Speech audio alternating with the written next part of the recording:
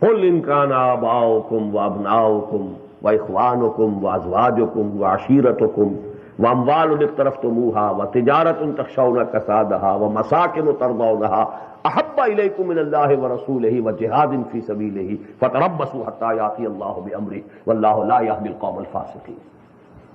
Say to them, O Muhammad, clear words, that O Muslims, O people who profess to believe, if your fathers, your sons, your brothers, your wives, your relatives, your wealth that you have accumulated, your business that you have established, and you are fearful of recession in it, or your dwellings that are very dear to you, if these 8 things are more dear to you than Allah and His Messenger and the jihad for His cause, then go and wait till Allah gives His final judgment.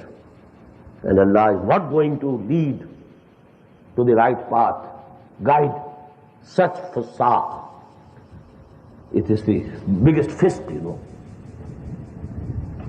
that these things become more dear to you than Allah subhanahu wa ta'ala. So we discussed the ideal has to be Allah.